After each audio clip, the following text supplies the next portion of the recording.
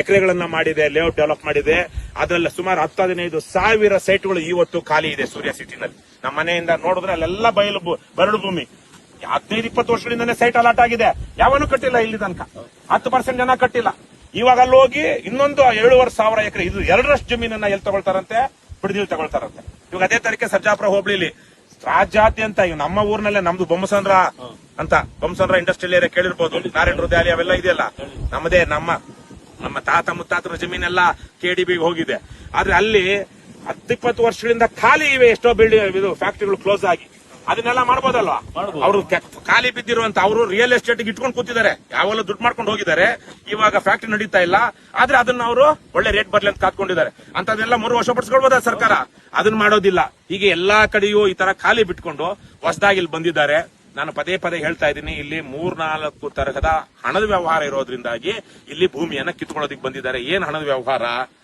ಇಲ್ಲಿ ಮೊದಲಿಗೆ ಜಮೀನನ್ನ ಭೂಸ್ವಾಧೀನ ಮಾಡ್ಕೊಂಡ ಮೇಲೆ ರೈತರಿಗೆ ಆ ಜಮೀನನ್ನ ಬೆಲೆ ಕೊಡಬೇಕು, ಮಾರುಕಟ್ಟೆ ಬೆಲೆ. ಅದು ಕೊಡೋದಿಲ್ಲ. ಅದ್ರ ಬದಲು ಅದಕ್ಕೆ ಏನಂತಾರೆ? ಪರಿಹಾರ ಅಂತಾರೆ. ಪರಿಹಾರ ಯಾವಾಗ? ನಷ್ಟಕ್ಕೊಳಗಾದಾಗ ಪರಿಹಾರ. ರೈತನಿಗೆ ಜಮೀನು ಕೊಡೋಕೆ ಇಷ್ಟ ಇಲ್ಲ, ಬಲವಂತವಾಗಿ ಕಿತ್ಕೊಳ್ತಾ ಇದ್ದೀರಿ. ಇದೆಂತ ಕಾನೂನು? ರೈತ ಕೊಡೋಂತ ರೈತ ಬೇಕಾದ್ರೆ ಯಾರಿಗಾದ್ರೂ ಕೊಡ್ಲಿ, ಅವ್ನು ಪ್ರೈವೇಟ್ ಗಾದ್ರೂ ಕೊಡ್ಲಿ, ಗೌರ್ಮೆಂಟ್ ಗಾದ್ರೂ ಕೊಡ್ಲಿ. ಪ್ರೈವೇಟ್ ಅವ್ರು ಇಲ್ಲಿ 2 ಎಕರೆ 2 ಕೋಟಿ ಕೇಳ್ತಾ ಇದಾರೆ ಜಮೀನು, ನಾವ್ 2 ಕೋಟಿ ಕೊಡ್ತೀವಿ ಬನ್ರಯ್ಯ ಅಂತ ಹೇಳಿ ಹರಾಜಲ್ಲಿ ತಗೊಳ್ಳಿ ಸರ್ಕಾರ. ಆದ್ರೆ ಅದು ಮಾಡೋದಿಲ್ಲ. ಬಾಯಿ ಮುಚ್ಕೊಂಡು ಮುಂದೆ ಇರೋನಷ್ಟೇ ಹಿಂದೆ ಇರೋನಷ್ಟೇ, ಬಾಂಜರಾಗಿರ್ಲಿ, ಬೀಳ್ಬಿಟ್ಟಿರ್ಲಿ, ಇನ್ನೊಂದು ಬಿಟ್ಟಿರ್ಲಿ, ಎಲ್ಲ ಮುಚ್ಕೊಂಡು ನಮಗ್ ಕೊಡಬೇಕು ಅಂತ ಸರ್ಕಾರಗಳು ಕಾನೂನು ಮಾಡ್ಕೊಂಡಿವೆ. ಅದರಲ್ಲಿ ಪರಿಹಾರ ಕೊಡೋದ್ರಲ್ಲಿ ಹೋಗ್ಲಿ ಏನೋ ನಮ್ ಗೌಡ್ರು ಅವ್ರದೊಂದು 2 ಎಕರೆ ಇತ್ತು ಅಂದ್ಕೊಳ್ಳೋಣ, 2 ಎಕರೆ ಜಮೀನು ಭೂಸ್ವಾಧೀನ ಆಗಿದೆ. ಅದನ್ನ ತಗೊಳ್ಳೋದಿಕ್ಕೆ KDBಗೆ ಹೋದ್ರೆ ಅಲ್ಲಿ ಹಲ್ಕಾಗಳಿದ್ದಾರೆ, ಹಲ್ಕಾಗಳು, ಲೋಫರ್ಗಳು, ಲುಚ್ಚಾಗಳು KDBಯಲ್ಲಿ ಕೆಲಸ ಮಾಡ್ತಿದ್ದಾರೆ. ಅವ್ರಿಗೆ ಲಂಚ ಕೊಡದೆ ಪರಿಹಾರದ ಹಣ ಬಿಡುಗಡೆ ಆಗ್ತಾ ಇಲ್ಲ. ಸತ್ಯ ಇದು. ಲಂಚ ಕೊಡದೆ ನಮ್ಮದೇ ಜಮೀನು ನಾವು ಕಳ್ಕೊಂಡಿದ್ದೀವಿ, ನಮ್ಮದಕ್ಕೆ ಪರಿಹಾರ ಸರ್ಕಾರ ಕೊಟ್ಟಿದೆ, ನಮ್ಮ ಪರಿಹಾರದ ಫೈಲ್ ಮೂವ್ ಮಾಡ್ರಯ್ಯ ಅಂದ್ರೆ ಲೋಫರ್ಗಳು ಬೇರೆ ಏನೇನೋ ಕೊಕ್ಕೆ ಹಾಕ್ತಾರೆ. ಅವ್ರನ್ನ ಕರ್ಕೊಂಡ್ ಬನ್ನಿ, ಇವ್ರನ್ನ ಕರ್ಕೊಂಡ್ ಬನ್ನಿ, ಇದು ನಿಮ್ದೇ ಜಮೀನ್ ಅಂತ ಸಾಬೀತು ಮಾಡಿ, ಜಮೀನ್ ತಗೊಳ್ಳೋವಾಗೆಲ್ಲ ಸಾಬೀತಾಗ್ಬಿಟ್ಟಿರುತ್ತೆ.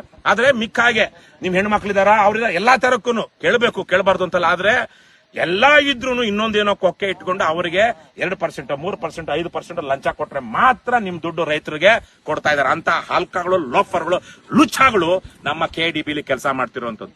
ಅದಾದ್ಮೇಲೆ ರೈತರು ಜಮೀನ್ ಕಳ್ಕೊಂಡ್ರು, ಪರಿಹಾರ ಸಿಕ್ತು, ಪರಿಹಾರ ತಗೊಳ್ಳಿ ಬಿಡ್ಲಿ, ಅವ್ರ ಹೆಸರ ಇದು ಇವ್ರದೇನು ಇವಾಗ ಏನ್ ಗೌಡ್ರ ಅಂದ್ರೆ ಅಶ್ವತ್ಥನಾರಾಯಣ ಗೌಡ್ರ ಹೆಸರಲ್ಲಿ ಇದ್ದ ಜಮೀನು ಸರ್ವೆ ನಂಬರ್ 28 ಅಂತ ಇಟ್ಕೊಳ್ಳೋಣ. ಎಣ್ಣಂಗೂರು ಸರ್ವೆ ನಂಬರ್ 28 ಅಶ್ವತ್ಥನಾರಾಯಣ ಗೌಡ ಅಂತಿತ್ತು. ಅದು ನಾಳೆಗೆ KDB ಅಂತ ಬಂದ್ಬಿಡುತ್ತೆ. KDB ಅಂತ ಬಂದ್ಮೇಲೆ ಇಲ್ಲಿ ಡೆವಲಪ್ ಮಾಡೋದಿಕ್ ಬರ್ತಾರೆ. ಡೆವಲಪ್ ಮಾಡೋದಿಕ್ ಬಂದಾಗ ಯಾವ ಡೆವಲಪ್ ಮಾಡೋದಂದ್ರೆ ಏನು? ಇಲ್ಲಿರೋ ನೆಲವನ್ನೆಲ್ಲ ನೆಲಸಮ ಮಾಡಿ, ಮರಗಳನ್ನೆಲ್ಲ ಕಡ್ದು ಹಾಕಿ, ರಸ್ತೆಗಳನ್ನ ಮಾಡಿ ವಿಂಗಡಣೆ ಮಾಡೋದು, ಲೇಔಟ್ ತರ ಮಾಡೋದು. 1 ಎಕರೆ 2 ಎಕರೆ, ಒಂದು ಅರ್ಧ ಎಕರೆ ಪೀಸ್ಗಳನ್ನ ಮಾಡಿ ಕಾರ್ಖಾನೆ ಯಾರು ಮಾಡೋದಿಕ್ ಮುಂದೆ ಬರ್ತಾರೋ ಅವ್ರು ಕೊಡುವಂತದ್ದು. ಅದಕ್ಕೇನ್ ಮಾಡ್ಬೇಕು? ರಸ್ತೆ ಮಾಡ್ಬೇಕು, ಕಾಲುವೆ ಮಾಡ್ಬೇಕು. ಅದನ್ನ ಟೆಂಡರ್ ಕೊಡ್ತಾರೆ. ಯಾರಿಗೆ? ಪ್ರೈವೇಟ್ ಯಾವನು JCB ಬಿಟ್ಕೊಂಡಿರ್ತಾನೆ ಅಥವಾ ಇನ್ಯಾವನು ಅವ್ನು ಟೆಂಡರ್ ಕೊಡ್ತಾನೆ, ಅವನ ಹತ್ರ ಕಮಿಷನ್. ಅವನು 1,000 ಕೋಟಿ ಕೊಡ್ತಾರೆ. 1000 ಏನು ಇಲ್ಲಿ 2,000 ಕೊಟ್ಟು ಕೊಡ್ತಾರೆ. 2 ಎಕರೆ 2,000, 2,500 ಎಕರೆಗೆ 1,200 ಅವ್ನು ಕೊಡ್ತಾರೆ. ಏನು ಟೆಂಡರ್? ಅದರಲ್ಲಿ ಮತ್ತೆ 10%, 20%, 30% ಕಮಿಷನ್ ನಮ್ಮ ಅಧಿಕಾರಿಗಳು, MLAಗಳು, ಮಿನಿಸ್ಟರ್ಗಳು, CM ತನಕ ಹೋಗುತ್ತೆ.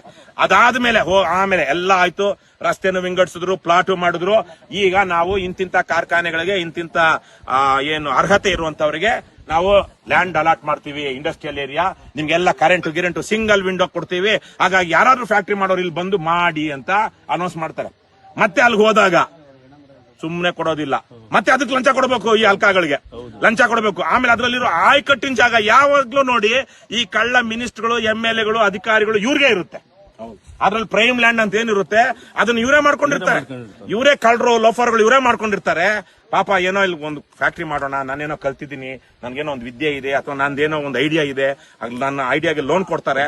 ಅದನ್ನ ತಗೊಂಡು ನಾನು ಇಲ್ಲೊಂದು ಫ್ಯಾಕ್ಟರಿ ಮಾಡ್ತೀನಿ, ಜನರಿಗೆ ಒಂದು 4 ಜನಕ್ಕೆ ಉದ್ಯೋಗ ಕೊಡ್ತೀನಿ, ನಮ್ಮ ದೇಶದ ಬೆಳವಣಿಗೆಗೆ ಸಹಾಯ ಮಾಡ್ತೀನಿ ಅಂತ ಬರೋರು ಕೊಡೋದಿಲ್ಲ. ಅವ್ನಿಗೆ 26 ಕಡೆ ಅಲಿಸ್ತಾರೆ. ಖಾಲಿ ಜಮೀನ್ ತಗೊಂಡು 2ನೇವನ್ಗೋ 3ನೇವನ್ಗೋ ಮಾರ್ಕೊಳ್ತಾನಲ್ಲ ಹಲ್ಕ ಎಸ್ಟೇಟ್, ರಿಯಲ್ ಎಸ್ಟೇಟ್, ಅವನಕ್ ಜಮೀನ್ ಅಲಾಟ್ ಮಾಡ್ತಾರೆ. ನಿಜವಾಗ್ಲೂ ಫ್ಯಾಕ್ಟರಿ ಮಾಡ್ತೀನಿ ಅಂತ ಬರೋನ್ಗೆ ಏನ್ ಮಾಡ್ತಾರೆ? 3 ನಾಮ. ಇವಾಗೇನ್ ಶ್ರಾವಣ ಶನಿವಾರ ತಿರುಪ್ತಿ ತಿಮ್ಮಪ್ಪ ನಾಮ ಹೇಳ್ಕೊಳ್ತಾರಲ್ಲ, ಆ ತರಕ್ಕೆ ನಾಮ ಎಳಿತಾರೆ. ಈ ರೀತಿಯಾಗಿ ಮೊದಲ ಆರಂಭದಿಂದ ಹಿಡಿದು ಕೊನೆ ತನಕನೂ ಇವರು ಮಾಡುವಂತದ್ದು ಹಲ್ಕ ಕೆಲಸಗಳು. ಈ ನಿಟ್ಟಿನಲ್ಲಿ ನಾವು ಬಿಡದಿನಲ್ಲೂ ಸಹ ಹೋರಾಟ ಮಾಡ್ತೀವಿ ಕರ್ನಾಟಕ ರಾಷ್ಟ್ರ ಸಮಿತಿ ಪಕ್ಷದ ವತಿಯಿಂದ. ಅಲ್ಲಿ ಇದ್ರಲ್ಲೂ ಎಲ್ಲಿ ನಮ್ಮ ಸರ್ಜಾಪುರ ಹೋಬಳಿಲಿ ಒಂದು ಬೈಕ್ ಜಾಥಾ ಮಾಡಿದ್ವಿ. ಈಗ ನಾಳೆಗೆ ಇಲ್ಲೊಂದು ಬೈಕ್ ಜಾಥಾ ಇಟ್ಕೊಂಡಿದೀವಿ. ನಮ್ಮ ಪಕ್ಷದ ವತಿಯಿಂದ 100 ಜನ ಬೇರೆ ಬೇರೆ ಕಡೆಯಿಂದ ಬರ್ತಾರೆ.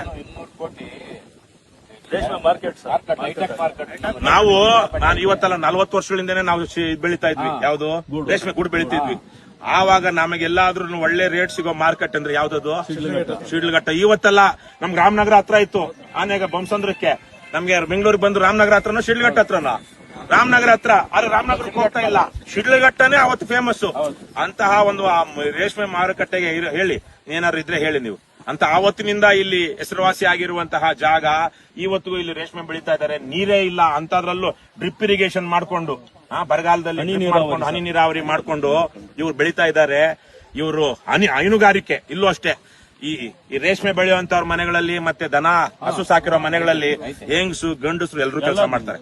ಆಮೇಲೆ ಎಷ್ಟೋ ಮನೆಗಳಲ್ಲಿ ಬಹಳ ಜನ ಗೊತ್ತಿರೋದಿಲ್ಲ, ಯಾರ ಮನೆಯಲ್ಲಿ ಹಾಲು ಕರಿತಿರ್ತಾರೋ ಅವ್ರ ಮನೆ ಹೆಣ್ಣು ಮಕ್ಕಳು ತವ್ರ ಮನೆಗೆ ಹೋಗೋದು ಅಪರೂಪ, ಮದುವೆಗಳಿಗೆ ಹೋಗೋದು ಅಪರೂಪ, ರಾತ್ರಿ ಹೋಗಿ ಎಲ್ಲೋ ಒಂದ್ ಕಡೆ ಉಳಿಯೋದು ಅಪರೂಪ. ತವ್ರ ಮನೆಗೆ ಹೋಗೋದಕ್ಕಾಗಲ್ಲ, ಯಾಕಂದ್ರೆ ಪ್ರತಿ ದಿವಸ ರಾತ್ರಿನೂ ಹಾಲು ಕರಿಬೇಕು, ಬೆಳಗ್ಗೆನೂ ಹಾಲು ಕರಿಬೇಕು, ಸಗಣಿ ಎತ್ತಾಕ್ಬೇಕು. ಇಷ್ಟೆಲ್ಲಾ ಕಷ್ಟ ಪಟ್ಕೊಂಡು ಮನೆ ಕಟ್ಟೋದಿಕ್ಕೆ ಹೆಣ್ಮಕ್ಳೆಲ್ಲ ಕೆಲಸ ಮಾಡ್ತಿರ್ತಾರೆ.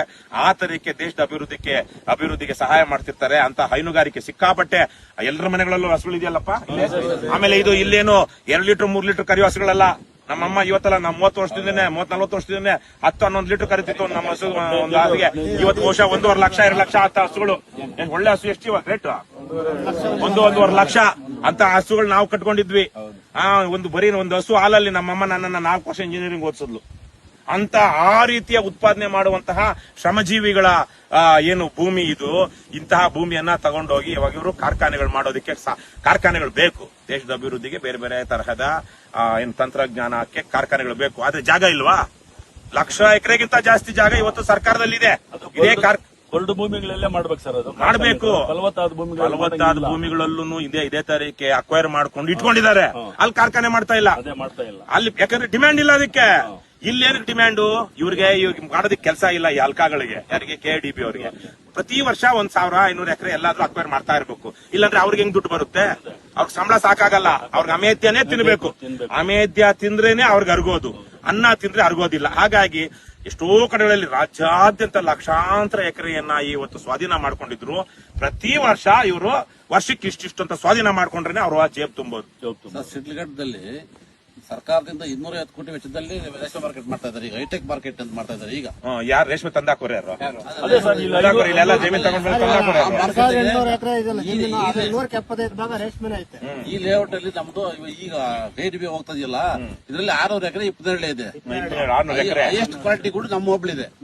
ಎಷ್ಟು ಕ್ವಾಲಿಟಿ ಶಿಡ್ಲಘಟ್ಟ ಮಾರ್ಕೆಟ್ ಬೈವಲ್ಟೇನ್ ಬೆಳೆಯೋರ ಎಷ್ಟು ಕ್ವಾಲಿಟಿ ಕೂಡ ನಮ್ಮ ಏರಿಯಾದೆ ಹೋಗೋದು. ನಮ್ಮ ಮಾರ್ಕೆಟ್ ಅಲ್ಲಿ ಎಷ್ಟು ಕ್ವಾಲಿಟಿ ನಮ್ದೆ. ಈ ಜಮಕೋಟೆ ಹೋಬಳಿದೆ ಗೂಡು. ಹಿಂಗಿರೋ ಈಗ ಅದನ್ನ ಯಾಕೆ ಜನರ ದುಡ್ಡಲ್ಲಿ 250 ಕೋಟಿ ಮಾರ್ಕೆಟ್ ಕಟ್ತಾರೆ? ನಿಲ್ಸ್ಬಿಡೋದಕ್ಕೆ ಹೇಳ್ಬೇಕು. ಅಲ್ಲ, ಅದ್ರಲ್ಲೂ ದುಡ್ಡು ಮಾಡ್ಬೇಕು, ಅದನ್ನು ಖಾಲಿ ಬಿಡ್ಬೇಕು. ಅವ್ರ ಅಪ್ಪಂದಲ್ವಲ್ಲ ದುಡ್ಡು. ನಾವೆಲ್ಲ ಜನರು ತೆರಿಗೆ ಹಣದಲ್ಲಿ ಇನ್ನೊಂದ್ರಲ್ಲಿ ಕಟ್ತೀವಲ್ಲ. ಮಾರ್ಕೆಟ್ಗೆ 1/3 ಗೂಡು ನಮ್ಮ ಹೋಬಳಿದೆ ಹೋಗೋದು. 1/3 ಎಲ್ಲಾ ಸೇರಿ 2 ಭಾಗ ಹೋದ್ರೆ 1 ಭಾಗ ನಮ್ ಜಮಕೋಟೆ ಹೋಬಳಿದೆ ಹೋಗ್ತದೆ. ಈಗ ರೇಷ್ಮೆ ಇಲಾಖೆಯವರು ಅಲ್ಲಿ 200-300 ಕೋಟಿ ಕೊಡ್ತಾ ಇದಾರಲ್ಲ, ಡಾಕ್ಯುಮೆಂಟ್ಸ್ ಎಲ್ಲ ಕೊಟ್ಟಿದ್ರು ಸರ್. ಅಲ್ಲ, ಅವರು ರೇಷ್ಮೆ ಇಲಾಖೆಯವ್ರು ಏನಾದ್ರು ಇವ್ರಿಗೆ ಲೆಟರ್ ಬರ್ದಿದಾರ? ನಿಮ್ ಪರವಾಗಿ ಬರ್ದಿದಾರ? ಪರವಾಗಿಲ್ಲ, ಅವ್ರು ಸ್ವಲ್ಪ ಅನ್ನ ತಿನ್ನೋರು ಇದ್ದಂಗಿದ್ದಾರೆ. ಪರವಾಗಿಲ್ಲ. ಗುಡ್ ಕ್ವಾಲಿಟಿ ಕೂಡ ಬರ್ತಾ ಇದೆ. ನಮ್ದು ಈ ಭೂಮಿ ಅಕ್ಬರ್ ಮಾಡಬಾರ್ದೆ ಬರ್ದಿದ್ದಾರೆ. Very good. ನಮ್ಮ ಹೋಬಳಿ ಸರ್ ಹೈಯೆಸ್ಟ್ ರೇಟ್. ನಮ್ಮ ಹೋಬಳಿದಲ್ಲೇ ಹೈಯೆಸ್ಟ್ ರೇಟ್. ಟಾಪ್ ಗೂಡ್ ರೇಟ್ ಇದೆ ಜಮಕೋಟೆ ಹೋಬಳಿ. ಇಳುವರಿ ಹೆಂಗ್ ಬರುತ್ತೆ ಇಲ್ಲಿ? 100 ಗೂಡಿ ಎಷ್ಟು ಬರುತ್ತೆ? 100 ಕೆಜಿ ಬೇಕಾದ್ರೆ 100 ಗೂಡಿಗೆ 100 ಮೊಟ್ಟೆಗೆ ಎಷ್ಟು ಬರುತ್ತೆ? ಮೊಟ್ಟೆಗ 10 ಕೆಜಿ ಬರುತ್ತೆ ಸರ್. 100 DFLs ಗೆ 150, 140, 180 ತನಕ ಬೆಳೆದಿದೆ. ಅಷ್ಟು ಬರುತ್ತೆ. ಅಷ್ಟು ಕೆಜಿ ಇಳುವರಿ ಚೆನ್ನಾಗಿ ಬರುತ್ತೆ. ಈಗ ಸರ್ ನಾವು ಮೊಟ್ಟೆ ಚಾಕಿ ಸೆಂಟರ್ ತರೋದು 2,000 ತಗೊಂಬರ್ತೀವಿ. ಮೊಟ್ಟೆ ದುಡ್ಡು ಕೊಡೋದಲ್ಲ, ಅವ್ರು ಸ್ವಲ್ಪ ಹುಳು ಜಾಸ್ತಿ ಕೊಡ್ತಾರೆ. 50 ಮೊಟ್ಟೆ 60 ಮೊಟ್ಟೆ ಬೇಸ 100 ಕೆಜಿ ಬೆಳಿತಾರೆ. ಸೊ ಎಂತ ಆಮೇಲೆ ಇದು ಹೈನುಗಾರಿಕೆ ಇದೆಯಾ? ಹಿಂಗಾಗಿ ಎಲ್ಲರ ಮನೆಗಳಲ್ಲೂ ಹಸುಗಳಿದೆ, ಊರುಗಳಲ್ಲೂ ಡೈರಿ ಇದೆಯಾ?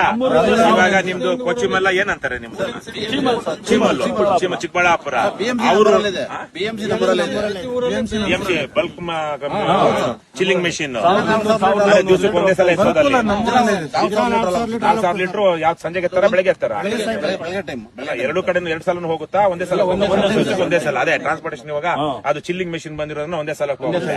ಸೊ ಅವರು ಡೈರಿ ಅವ್ರು ಏನಾದ್ರು ಚಿಮುಲ್ ಅವರು ಇಲ್ಲಿ ಇಂತ ಜಾಗದಲ್ಲಿ ಇಷ್ಟು 1,000 ಲೀಟರ್ಗಳು, ಅಷ್ಟೊಂದು ಲಕ್ಷ ಲೀಟರ್ಗಳು ನಮಗೆ ಇಲ್ಲಿನ ರೈತರು ಆಗ್ತಾ ಇದ್ದಾರೆ. ಹಾಗಾಗಿ ಇದನ್ನ ದಯವಿಟ್ಟು ಭೂಸ್ವಾಧೀನ ಮಾಡ್ಕೊಂಡ್ರೆ ಅಷ್ಟು ಹಾಲು ನಮಗೆ ಕಡಿತ ಆಗುತ್ತೆ, ಅದ್ ಮಾಡ್ಬಿಡಿ ಅಂತ ಅವ್ರೇನಾದ್ರು ಲೆಟರ್ ಬರ್ದಿದಾರಾ? ಅವ್ರು ಬರ್ಲಿಲ್ಲ. ಕೇಳ್ಬೇಕಲ್ವಾ ನೀವು?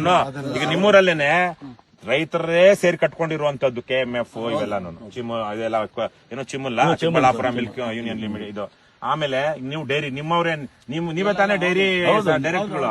ಹಾಗಾಗಿ ಇವತ್ತಿನ ಎಲ್ಲ ಹಳ್ಳಿಗಳಲ್ಲಿ ಇವತ್ತಿನ ಒಂದು ಟರಾವ್ ಮಾಡಿಸಿ, ನಾಳೆಗ ನಾಡಿದ್ದಕ್ಕೆ ಒಂದು ಮೀಟಿಂಗ್ ಕರೆದು ಇಲ್ಲಿ ನಮ್ಮ ಗ್ರಾಮದಲ್ಲಿ ನಾವು ಇಷ್ಟು ದಿವಸ ಇಷ್ಟು ಲೀಟರ್ ಹಾಕ್ತಾ ಇದೀವಿ, ಈಗ ನಮ್ಮ ಜಮೀನುಗಳನ್ನೇನಾದ್ರೂ ಸ್ವಾಧೀನ ಮಾಡ್ಕೊಂಡ್ರೆ ನಮಗೆ ಜೀವನೋಪಾಯ ಹೋಗುತ್ತೆ, ನಾವು ಈ ಡೈರಿಯನ್ನ ಮುಚ್ಚಬೇಕಾಗುತ್ತೆ. ಯಾಕಂದ್ರೆ ಹಾಲು ಹಾಕೋರೇ ಇರೋದಿಲ್ಲ, ಹಾಲು ಹಾಕೋದಿಕ್ ಬೇಕಾಗಿರೋದೇನು ದನಗಳಿಗೆ ಏನ್ ಬೇಕು? ಮೇವು ಬೇಕು, ಮೇವಿಗೆ ಜಮೀನೇ ಇರೋದಿಲ್ಲ. ಹಾಗಾಗಿ ನಮ್ಮ ಇಷ್ಟೆಲ್ಲ ನಮ್ಮ ಹೋಬಳಿಯ ಇಷ್ಟು ಹಳ್ಳಿಗಳಲ್ಲಿ ಇವು ಡೈರಿಗಳನ್ನ, ಹಾಲು ಉತ್ಪಾದಕ ಸಂಘಗಳೇನಿದೆ ಅದನ್ನ ಮುಚ್ಚಬೇಕಾಗುತ್ತೆ ದಯವಿಟ್ಟು. ಹಾಗಾಗಿ ಈ ಭೂಸ್ವಾಧೀನವನ್ನ ಇದನ್ನ ಏನಿದೆ ಅದನ್ನ ಕೈ ಬಿಡಿ ಅಂತೇಳಿ ನೀವು ಪ್ರತಿಯೊಬ್ರು ಡೈರಿ ಅವರು ಒಂದು ಲೆಟರ್ ಬರೀರಿ. ಆ ಚಿಮುಲ್ ಡೈರೆಕ್ಟರ್ಗಳು ಹೇಳಿ ಚಿಮುಲ್ ಅಲ್ಲೂ ಒಂದು ಟರಾವ್, ಹೇಗೆ ಇವ್ರು ರೇಷ್ಮೆ ಇಲಾಖೆ ಅವ್ರು ಕೊಟ್ಟು ಕಳ್ಸಿದಾರಲ್ವಾ, ಅದೇ ತರ ಈಗ ಆ ರೇಷ್ಮೆ ಅಲ್ಲಿ ಮಾರ್ಕೆಟ್ ಯಾರಿದ್ರೆ ಇರುತ್ತೆ? ರೈತರಿದ್ರೆ ರೇಷ್ಮೆ ಬೆಳೆಗಾರಿದ್ರೆ ಮಾತ್ರ ಇರುತ್ತಲ್ವಾ? ಅದೇ ತರಕ್ಕೆ ಈಗ ಚಿಮುಲ್ ಡೈರಿ ಆಗ್ಲಿ, ಬೆಂಗಳೂರಿಗೆ ಹಾಲು ಆಗ್ಲಿ ಯಾರಿದ್ರೆ ಇರುತ್ತೆ?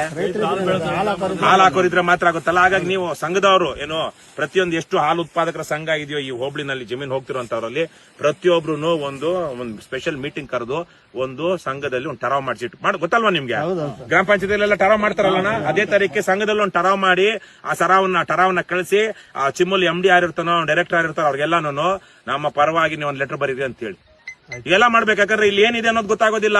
ಈ ಕಳ್ಳರಿಗೆ ಜಮೀನು ಈಗ DK ಶಿವಕುಮಾರ್ ತರದವ್ರಿಗೆ ಯಾವ್ದಾದ್ರು ಜಮೀನು ನೋಡಿದ ತಕ್ಷಣ ಅಥವಾ ಲಾಲ್ಬಾಗ್ ಅಲ್ಲಿರೋ ಬಂಡೆ ನೋಡಿದ ತಕ್ಷಣ ಏನನ್ಸುತ್ತೆ?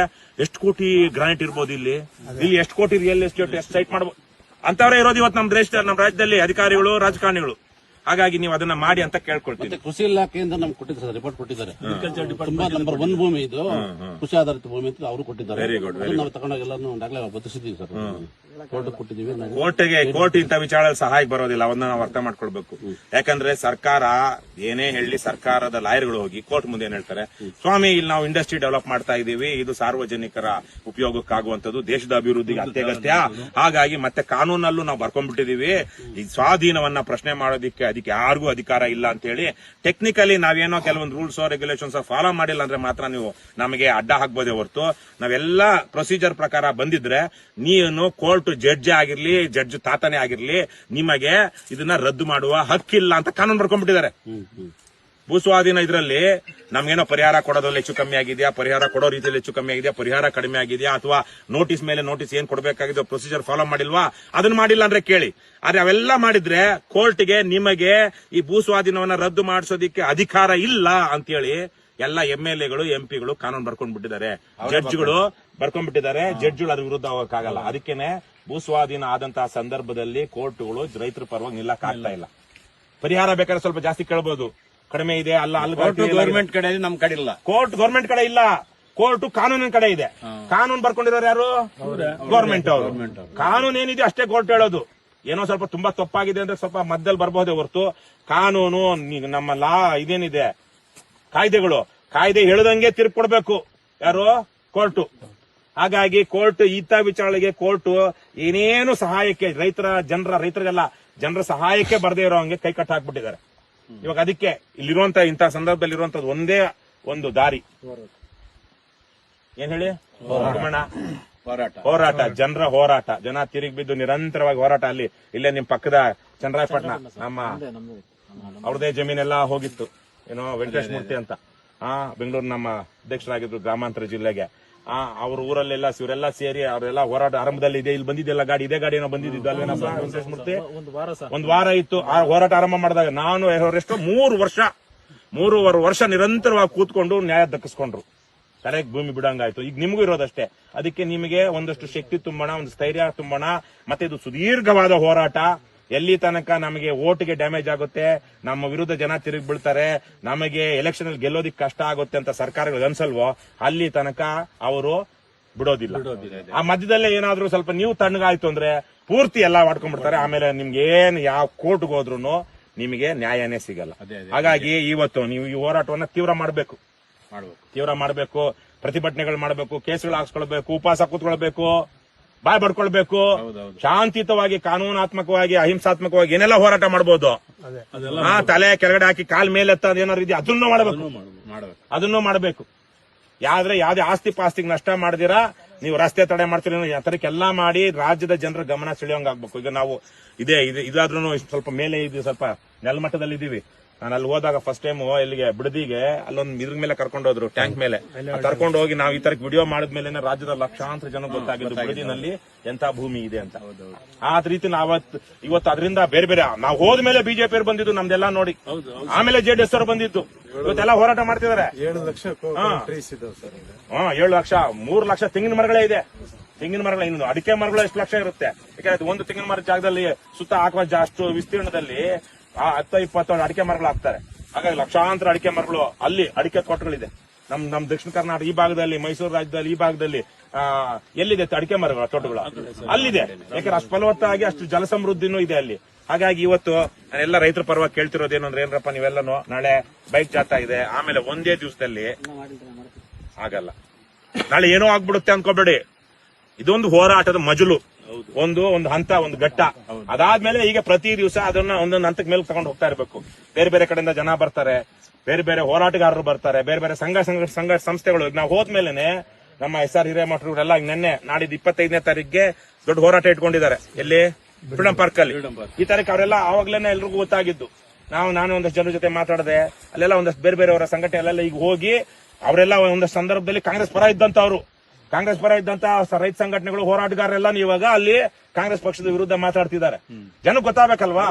ನಾವು ಇದ್ರ ಮೂಲಕ, ಯಾವ ಮಾಧ್ಯಮದವರು ಬರೋದಿಲ್ಲ ಎಷ್ಟೋ ಸಂದರ್ಭಗಳಲ್ಲಿ, ಆದ್ರೆ ಇದ್ರ ಮೂಲಕ ನಾವು ಜನರಿಗೆ ತೋರಿಸ್ತಾ ಇದೀವಿ, ಲಕ್ಷಾಂತರ ಜನರಿಗೆ ಇವತ್ತು ಇಂತಹ ಒಂದು ಪರಿಸ್ಥಿತಿ ಚಿಕ್ಕಬಳ್ಳಾಪುರ ಜಿಲ್ಲೆಯ ಶಿಡ್ಲಘಟ್ಟ ತಾಲೂಕಿನ ಜಂಗಮಕೋಟೆ ಹೋಬಳಿಯಲ್ಲಿ ಇದೆ ಅನ್ನೋದನ್ನ, ಅದರಿಂದ ನಿಮ್ಗೊಂದಷ್ಟು ಪ್ರಚಾರ ಸಿಗುತ್ತೆ, ಜನರಿಗೆ ಗೊತ್ತಾಗುತ್ತೆ, ಶಕ್ತಿ ಬರುತ್ತೆ. ಅದನ್ನ ಸದ್ಬಳಕೆ ಮಾಡ್ಕೊಂಡು ಹೋರಾಟವನ್ನು ಮುಂದುವರಿಸಿ ನಾವು ನಿಮ್ ಜೊತೆಗೆ ಇರ್ತೀವಿ. ನೋಡ್ರೆ ಮೂರ್ತಿ, ನಿಮ್ ಜೊತೆಗೆ ಇರ್ತೀವಿ. ಈಗ ನಮ್ಮದಿದೆ, ನಮ್ಮದು ಯಾರ್ದು ಜಮೀನು ಹೋಗಿಲ್ಲ, ನಾವ್ಯಾರು ಕಳ್ಕೊಂಡಿಲ್ಲ. ಆಮೇಲೆ ನಾವು ಎಲ್ಲ ಹೊರಗಿನಿಂದ ಒಂದಷ್ಟು ಜನ ಬರ್ತಾರೆ. ಆದ್ರೆ ಈ ಹೋರಾಟ ಗೆಲ್ಲಬೇಕು ಅಂದ್ರೆ ಯಾರು ಗಟ್ಟಿಯಾಗಿ ನಿಲ್ಬೇಕು? ನೀವೇ ತಡೀರೆ. ಇಲ್ಲ ಬರ್ತಾ ನೋಡ್ತಿದ್ದೆ ಬಂಧುಗಳೇ, ಇಲ್ಲಿ ಶುಂಠಿ ಅಂತ ಬಹಳ ಲಾಭದಾಯಕವಾದ ಬೆಳೆ. 1 ಎಕರೆ